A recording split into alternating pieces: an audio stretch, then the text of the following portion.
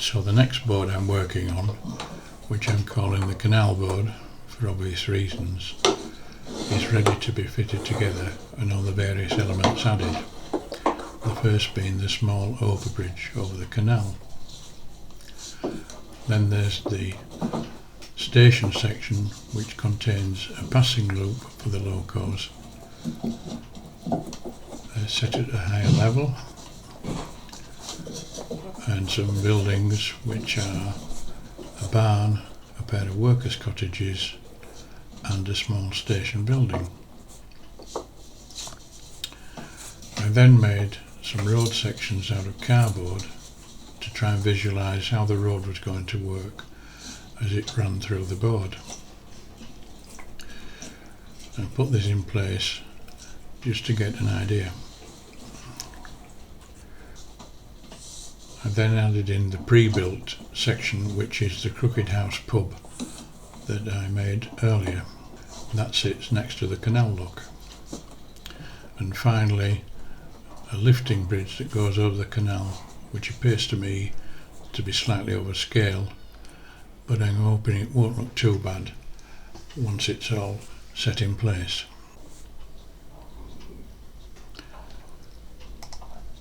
So we'll just take a look along the board now and see where we've got to with the various elements in place.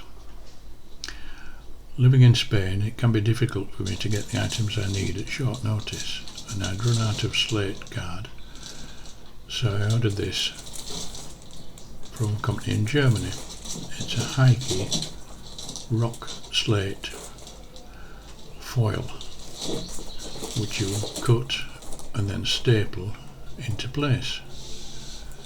I haven't used it before, but I thought I'd give it a try, and it does look quite pleasing and effective.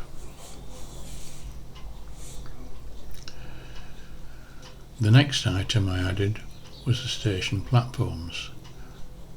These are made from thin foam sheets which have a grey base colour painted on them and then gravel stuck on top. The edging stones at the front are actually made from a sheet I prepared to put roof tiles on buildings, and I found that just cutting one strip off makes very effective edging stones. These were glued down with PVA glue, as any other glue will tend to melt them.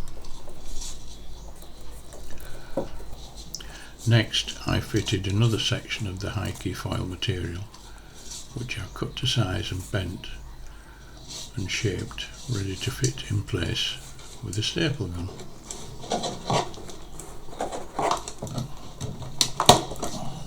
It's fairly easy to do once you get the hang of it. Luckily, I had a heavy-duty staple gun in store.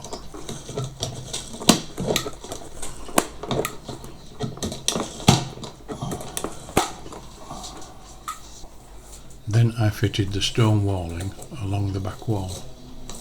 I had previously painted this a dark grey with light grey highlights to make the stone more effective. I used a piece of 5mm wood to keep the stone walling away from the back scene, as I wanted to be able to drop vegetation and trees etc. down the back later on.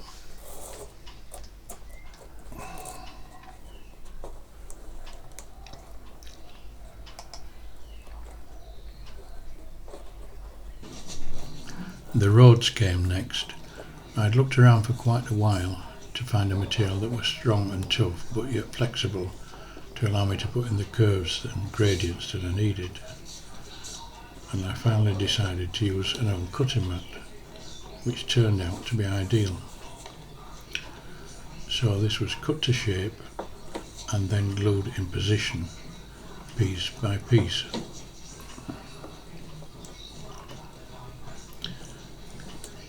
After that, I fit the occupation bridge, first the girders along the top and then the stone abutments to either side.